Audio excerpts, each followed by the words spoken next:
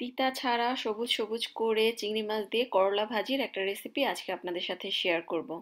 কিভাবে করলা থেকে করলার তিতা রসটা বের করবেন এবং করলাটা সবুজ করে চিংড়ি মাছ দিয়ে মজা করে ভাজি করবেন, এ টু জেড টিপস সহকারে আজকের রেসিপিটা থাকবে। আশা করছি আপনাদের ভালো লাগবে।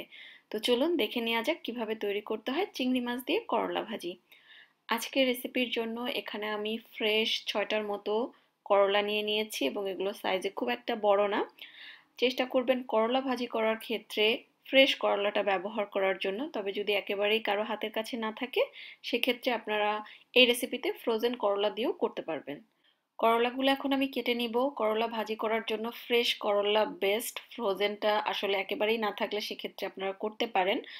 আর চেষ্টা করবেন যদি ফ্রেশ করলা আপনারা যারা কিনতে পারবেন বা যাদের কাছে পাওয়া যায়, স্পেশালি দেশের বাইরে অনেক জায়গায় পাওয়া যায় না, তো যেদিন আপনারা করলাটা কিনবেন সেদিন বা তারপরের দিন যদি আপনারা ভাজি করেন, ফ্রিজে না রেখে চেষ্টা করবেন করলাগুলোকে ভাজি করার জন্য। যদি নর্মাল ফ্রিজেও রাখেন সেক্ষেত্রে দেখা যায় করলা সিদ্ধ হতে সময় বেশি লাগে এবং করলার কালারটাও দ্রুত সবুজ থেকে গ্রে হয়ে যায়, এটা আমি খেয়াল করে দেখেছি। তো বেস্ট হয় করলা কেনার পরে ফ্রেশ থাকা অবস্থায় যত দ্রুত সম্ভব ভাজি করে ফেলার জন্য। আর করলা কাটার সময় আপনারা চেষ্টা করবেন সবগুলো পিস যেন মোটামুটি একই রকম থাকে, এতে করে সবগুলো একসঙ্গে সিদ্ধ হয়ে যাবে। সবটুকু করলা কেটে নেওয়ার পরে করলা থেকে তিতাটা বের করার জন্য এখন আমি 2 টেবিল চামচের মতো লবণ দিয়ে জাস্ট হালকা হাতে মেখে রেখে দিব 15 মিনিটের জন্য। এখানে কিন্তু আমি কোনো ধরনের কোনো পানি এই পর্যায়ে ব্যবহার করব না, জাস্ট ড্রাই করলার মধ্যে লবণটা মেখে আমি এখন 15 মিনিটের জন্য করলাগুলোকে রেস্টে রেখে দিব। আর এই ফাঁকে আজকে যেহেতু আমি করলাটা চিংড়ি মাছ দিয়ে করব, চিংড়ি মাছটা রেডি করে নিব। তো এখানে আমি 8-10টার মতো মাঝারি সাইজের চিংড়ি মাছ নিয়ে নিয়েছি। আপনারা চাইলে ছোট চিংড়ি মাছও নিতে পারেন। দেশি ছোট কুচো চিংড়ি হলে তো এটা খেতে আরো বেশি মজার লাগে। তো সামান্য একটুখানি হলুদ মরিচ আর লবণ দিয়ে চিংড়ি মাছটাকে মেখে নিলাম। এবার চুলায় একটা হাঁড়ি বসিয়ে এর মধ্যে আমি দিয়ে দিচ্ছি 1/4 কাপ থেকে সামান্য একটু বেশি রান্নার রেগুলার তেল। করলা ভাজি করার সময় সব সময় খেয়াল রাখবেন তেলের পরিমাণটা একটু বেশিই লাগে অন্য যে কোনো ভাজির তুলনায়। তো তেলটা অবশ্যই একটুখানি বেশি দিবেন, এতে করে কিন্তু করলাটা সফট হবে এবং তিতকো ভাবটাও কম হয়। এবার তেলটা গরম হওয়ার পরে চিংড়ি মাছগুলো আমি তেলের মধ্যে ছেড়ে দিলাম। চিংড়ি মাছগুলো দেওয়ার পরে আসলে আমি জাস্ট 2 থেকে 3 মিনিটের মতো হাই হিটে নেড়েচেড়ে একটু হালকা উল্টে পাল্টে ভেজে নিব। খুব বেশি একটা কড়া করে ভাজতে হবে না। ছোট বড় যে কোনো চিংড়ি দিয়েই আপনারা এটা করতে পারবেন। জাস্ট একটু চিংড়ি মাছটাকে তেলের উপরে ভেজে নেওয়ার পরে এর মধ্যে এখন আমি দিয়ে দিচ্ছি আধা কাপ থেকে সামান্য একটু বেশি পেঁয়াজ কুচি, আর সাথে কয়েক ফালি কাঁচামরিচও দিয়ে দিলাম। করলা ভাজির সময় চেষ্টা করবেন পেঁয়াজটাও পরিমাণে একটু বেশি ব্যবহার করার জন্য, এতে করেও কিন্তু করলাটা কম তিতা হয় বা করলাটা পেঁয়াজের সাথে সুন্দর মজে যায়। তো পেঁয়াজটা ভালোভাবে মিশিয়ে নিলাম।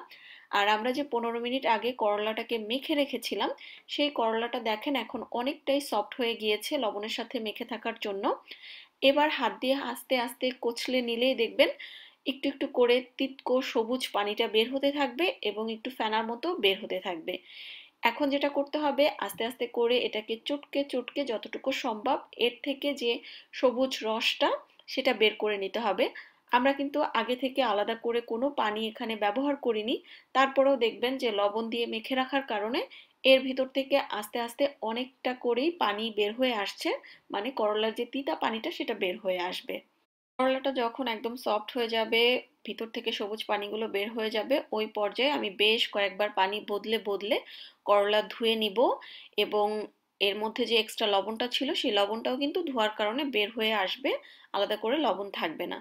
পানিটা বেশ কয়েকবার চেঞ্জ করে ধুয়ে নেওয়ার পরে এখন একদম সাথে সাথে হাত দিয়ে চেপে যতটুকু সম্ভব এর ভিতর থেকে সম্পূর্ণ পানিটাকে বের করে নিয়ে আসতে হবে। চেষ্টা করবেন একদম ড্রাই করে ফেলার জন্য, কোনোভাবেই যেন এক্সট্রা পানি না থাকে। বাস এরকম ঝুরঝুরা হয়ে যাবে পানিগুলো বের করে নেওয়ার পরে। এখন সরাসরি এই করলাগুলোকে সেই চিংড়ি মাছ আর পেঁয়াজ কাঁচামরিচের মধ্যে দিয়ে দিলাম। করলার জন্য যতটুকু লবণ দরকার অতটুকু লবণ দিয়ে দিচ্ছি। ধুয়ে নেওয়ার কারণে আগের যে লবণটা সেটা কিন্তু বের হয়ে গিয়েছে। 1 চিমটি হলুদ আর মরিচের গুঁড়া দিয়ে দিলাম, এটা অপশনাল, কেউ দিতে না চাইলে না দিলেও হবে।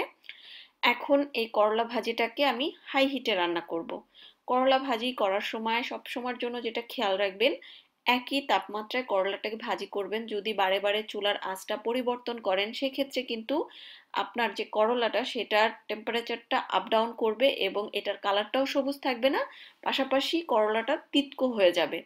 তাই চেষ্টা করবেন একই আঁচে রান্না করার জন্য, এবং আমি সবসময় হাই হিটে রান্না করি। প্রথমে আমি 5 মিনিটের জন্য জাস্ট ঢাকনা দিয়ে করলাটাকে ঢেকে রাখলাম। এরপরে আমি আর কোনো আলাদা করে ঢাকনা দিব না, ঢাকনা ছাড়াই আমি পুরো রান্নাটা করব। অনেক সময় দেখা যায় অনেকে ঢাকনা দিয়ে পুরো করলা ভাজিটা করেন, সেক্ষেত্রে কিন্তু করলাটা তিতে হয়ে যাওয়ার একটা চান্স থাকে। জাস্ট প্রথম অবস্থায় 4 থেকে 5 মিনিট ঢাকনা দিয়ে রাখবেন, এতে করে করলাটা হালকা একটু সফট হয়ে আসবে। তারপরে অনবরত নাড়াচাড়ার উপরে আসলে মূলত রান্নাটা করতে হবে। আর চুলার আঁচটা যেহেতু একটু হাইতে থাকবে, তো নিচে দ্রুতই লেগে লেগে আসবে, তাই একটু পরপর উল্টে পাল্টে নেড়ে ছেড়ে দিবেন। এবার আসলে মূলত ঢাকনা ছাড়া অনবরত নেড়েচেড়েই রান্নাটা করতে হবে। চুলার আঁচ একদম হাইতে থাকলে একদম হাইতেই রাখবেন একই আঁচে। যদি কারো আঁচ বেশি হাইতে মনে হয় পুড়ে যাচ্ছে, যদি মিডিয়াম আঁচে রান্না করেন, সেক্ষেত্রে শুধু মিডিয়ামই থাকবে, বারবার চুলার আঁচ পরিবর্তন করবেন না। তেলটা পরিমাণে একটু বেশি দিবেন, পেঁয়াজটা পরিমাণে একটু বেশি দিবেন। আর একদম শুরু থেকে শেষ পর্যন্ত ঢাকনা দিয়ে রান্না করা যাবে না, চুলার আঁচটা একই থাকবে। বাস এই কয়েকটা ছোট ছোট টিপস ফলো করলে আপনার করলা ভাজিটাও একদম পারফেক্ট হবে। করলার অতিরিক্ত তিতকুট কোনো ভাব থাকবে না, আর কালারটাও সবুজ থাকবে, ন্যাচারাল যে করলা তিতাটা সেটা থাকবে। আর এই তো, এরই মাঝে তৈরি হয়ে গেল চিংড়ি মাছ দিয়ে করলা ভাজি।